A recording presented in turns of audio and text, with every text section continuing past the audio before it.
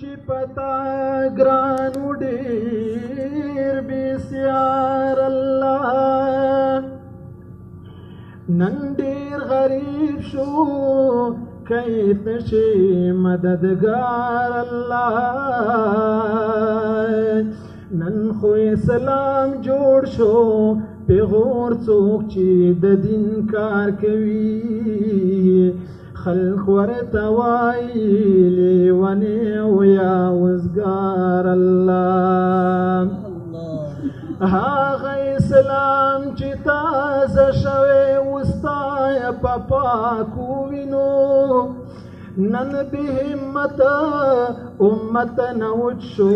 په یو وار الله جنگی احد کی چی پری غاخ د پاک حضرت شو شهید ډیر پر تکلیف تیر کړي وو هغه سردار الله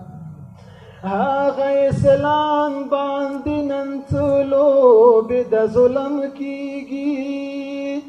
تری پخپلا بدل واخلې پتلوار الله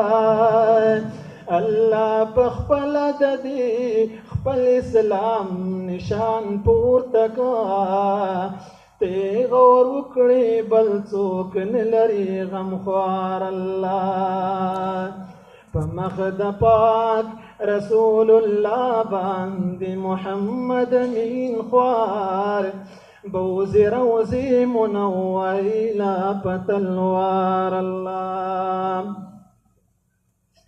لسر درود قرطبي مسلمان بیا تر کاشغر او فرغانی مسلمان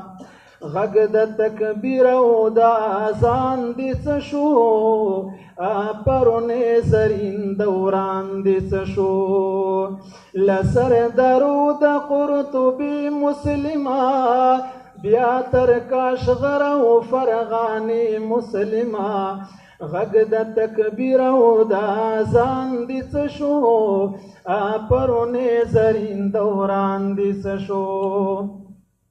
هاغه صدیق یاران یادوم هاغه خالد غازیان یادوم چې د تیارو جرړې وستلا هاغه د نمر پلا روان یادوم چې فارس رومي پاچاپو کې وړل ډېر تور تمونه سپېدو کې وړل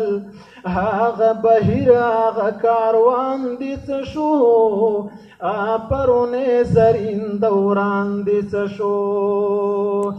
لسر درود قرطبي مسلمان بیا تر کاشغر او فرغانی مسلمان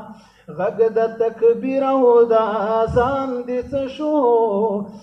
پرونې زرین دوران دې څه شو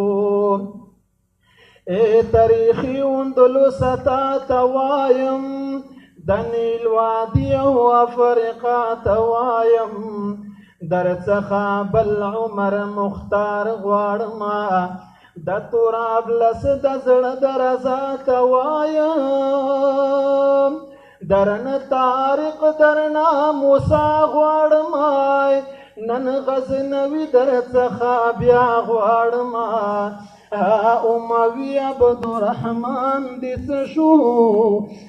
پرونې زرین دوران دې څه شو لسر درود قرطبي مسلمان بیا تر کاشغر او فرغانی مسلمان غږ د تکبیر او د اذان دې څه شو پرونې زرین دوران دې څه شو لرو بر ټول عرب عجم لټوم خو محمد ابن قاسم لټوم چې د چنګیز غاښونه یې اوبرې خول هغه جلال شریخ ورزم لټوم چې شیرا پورته د قصا پننګ د لا اله الا الله پننګ ایوبی مرد میدان دی سشو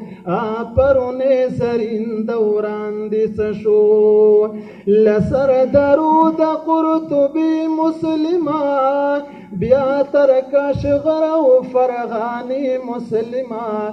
غگ د تکبیر او د اذان دی سشو پرونه زرین دوران دی سشو